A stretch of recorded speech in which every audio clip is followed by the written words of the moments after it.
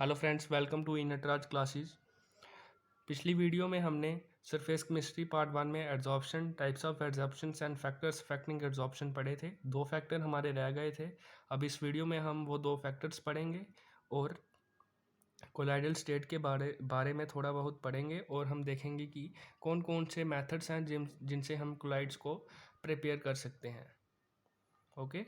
आप इस वीडियो के जो नोट्स हैं, रिटन नोट्स, टेलीग्राम चैनल पे ले सकते हैं। उसका लिंक डिस्क्रिप्शन बॉक्स में है और पार्ट 1 वीडियो का भी लिंक डिस्क्रिप्शन बॉक्स में आपको मिल जाएगा। सबसे पहले है फैक्टर्स अफेक्टिंग एड्जॉर्प्शन। जो फोर्थ फैक्टर था वो है temperature. Adsorption is an exothermic process, so with increase in temperature adsorption decreases. Adsorption एक एक्सोथर्मिक प्रोसेस है। जैसे जैसे हम टेम्परेचर को इंक्रीज करते जाएंगे वैसे वैसे जो एड्जॉर्प्शन है वो डिक्रीज होती जाएगी। But in case of chemisorption firstly it increases and then decrease with increase in temperature. In case of chemisorption क्या था कि वो ऐसी एक एड्जॉर्प्शन, केमिकल एड्जॉर्प्शन जनरली, जिसमें जो अट्रैक्शन होती है एड्जॉर्बेंट और एड्जॉर्बेट के बीच में, वो similar to type of chemical bonding हम कह सकते हैं। इसमें क्या होता है, जो एड्जॉर्प्शन है पहले इंक्रीज करेगी फिर डिक्रीज करेगी जैसे जैसे हम टेम्परेचर को इंक्रीज करते जाएंगे। The curve showing extent of adsorption at a given temperature is called adsorption isobar. ये कर्व है जो हमें बताएगा कि एड्जॉर्प्शन कैसे कैसे इंक्रीज करती है, कैसे कैसे डिक्रीज करती है इन केस ऑफ कीमियोजॉर्प्शन। इस कर्व को हम बोलते हैं एड्जॉर्प्शन आइसोबार। देखिए जैसे जैसे टेम्परेचर इंक्रीज होगा, सबसे पहले ये जो एड्जॉर्प्शन है वो इंक्रीज करेगी धीरे धीरे, फिर उसके बाद ये डिक्रीज करेगी। That is written here, it increases and then decreases with increase in temperature. उसके बाद हम पढ़ेंगे pressure. The magnitude of adsorption increases with increase in pressure. जो मैग्नीट्यूड है एड्जॉर्प्शन का वो प्रेशर के साथ इंक्रीज करता है। At low temperature the extent of adsorption increases very rapidly with pressure, that is adsorption is directly proportional to pressure. Okay.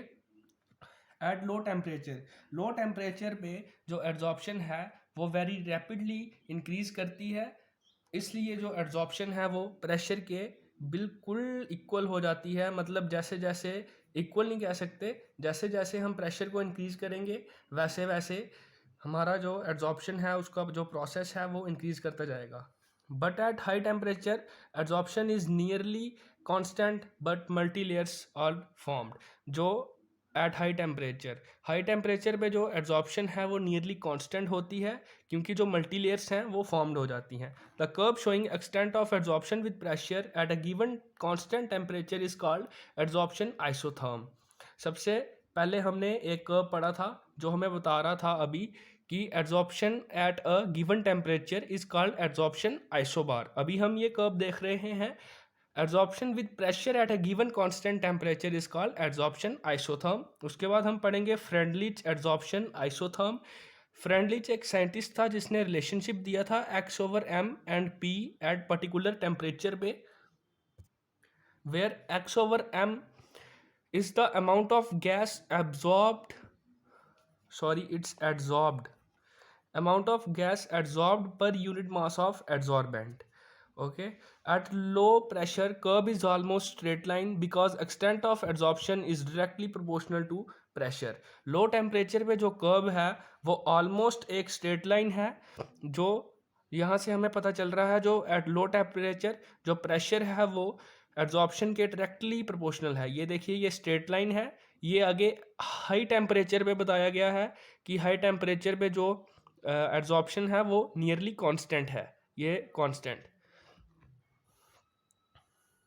At low temperature, x/m is directly proportional to P. x/m is equal to Kp, where K is proportionality constant. At high temperature, curves become constant. That is, it seems to be constant at high temperature. At intermediate pressure, x/m is directly proportional to P raised to power 1/n, equal which implies x/m equals to K into P raised to power 1 by n, where n is always between 0 and 1, and 1 by m is measure of intensity. x/m equals to Kp raised to power 1 by m. This relationship is known as Freundlich isotherm but it fails at high pressure and high concentration of adsorbate। ये जो relationship friendly एक scientist ने दिया था, ये जो relationship है ये हाई टेम्परेचर और हाई कंसंट्रेशन ऑफ एब्जॉर्बेट पे जो है ये फेल हो जाता है। इसलिए उसने आगे हमें एक रिलेशनशिप दिया जिसमें हाई टेम्परेचर और हाई कंसंट्रेशन ऑफ एब्जॉर्बेट पे भी जो है फेल नहीं होता है, उस पर भी काम करता है। Since x over m equals to K P into K P raise to power 1/m, हम क्या करेंगे, दोनों साइड लॉग लेंगे, लॉग को मल्टीप्लाई करेंगे दोनों side, log x over m equal to log k into P raise to power n। यहाँ पे आइडेंटिटीज यूज होंगी। जो फर्स्ट आइडेंटिटी यहाँ पे यूज होगी वो होगी log m into n equal to log m plus log n। ये फर्स्ट आइडेंटिटी हमने यहाँ पे यूज कर ली, log m into log n equal to log m plus log n। और यहाँ पे जो सेकेंड आइडेंटिटी यूज होगी वो होगी log m raise to power log n equals to n log m। देखिए log m raise to power log n equals to log n log m। तो हमें ये रिलेशनशिप मिल गया। अभी हम पढ़ेंगे एप्लीकेशंस ऑफ एड्जॉर्प्शन।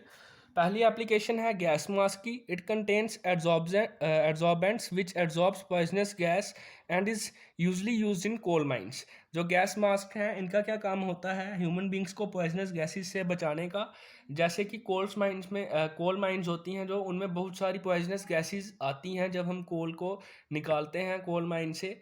तो वहाँ पे जो वर्कर्स होते हैं वो कोल माइंस में ये मास्क डाल के रखते हैं, गैस मास्क, जो कि पॉइजनस गैसेस को अपनी सरफेस पे ही एब्जॉर्ब कर लेते हैं, बल्क में नहीं जाने देते हैं, और जिससे ह्यूमन बींग्स को कोई इफेक्ट नहीं पड़ता है। सेकंड है एप्लीकेशन फ्रॉथ फ्लोटेशन प्रोसेस। इसमें जो लो ग्रेड सल्फाइड ओर है उसे कंसनट्रेट किया जाता है सिलिका से सेपरेट करके using pine oil and frothing agent. Third application है control of humidity. Silica and aluminium gels are used as absorbent for removing moisture and controlling humidity. जो silica and aluminium है ये good एब्जॉर्बेंट्स हैं क्योंकि इनमें pores होते हैं। जेल्स इनकी जो है उन्हें यूज़ किया जाता है मॉइस्चर को रिमूव करने के लिए और ह्यूमिडिटी को कंट्रोल करने के लिए। उसके बाद हम पढ़ेंगे कोलाइडल स्टेट, जो एब्जॉर्प्शन के बाद नेक्स्ट टॉपिक आता है। Colloidal state, heterogeneous system in which one substance is dispersed, that is dispersed phase, as very fine particles in another substance, that is dispersion medium। heterogeneous system जिसमें substance disperse हो जाएगी, जो substance disperse होगी उसे हम dispersed phase बोलेंगे, और जिसमें वो डिस्पर्स होगी उसे हम डिस्पर्जन मीडियम बोलेंगे। On the basis of dispersed phase solution are divided into three classes, that is true solution, colloidal solution and suspension। True solution, dispersed particles size less than 1 nanometer। जो true solution होता है इसमें जो dispersed particles होते हैं उनका size less than 1 nanometre होता है। 1 nanometer is equals to 10 to the power -9 meter. इसकी एग्जांपल है शुगर और साल्ट इन वाटर। जो शुगर और साल्ट सोल्यूशन होते हैं वाटर में उन्हें हम ट्रू सोल्यूशन बोलते हैं। सेकंड है कोलाइडल सोल्यूशन, जिसकी जो डिस्पर्स पार्टिकल्स होते हैं उनका जो साइज होता है उसकी रेंज 1 नैनोमीटर टू 1000 नैनोमीटर होती है, जो generally 10 to the power -9 meter to 10 to the power -6 meter है।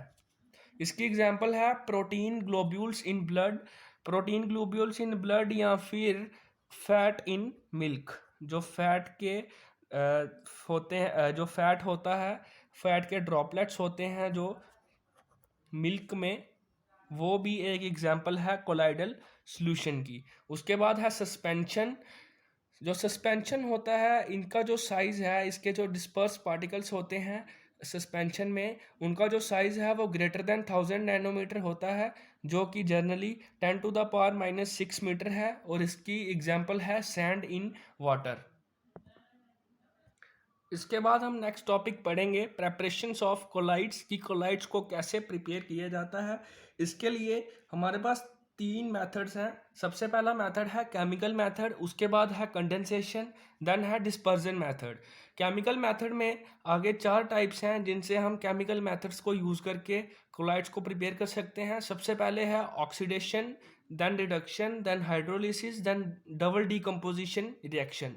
देन उसके बाद है कंडेंसेशन मेथड, जिससे हम सबसे पहले एक्सचेंज ऑफ सॉल्वेंट, सॉल्वेंट को कैसे एक्सचेंज करेंगे और कोलाइड्स बनाएंगे।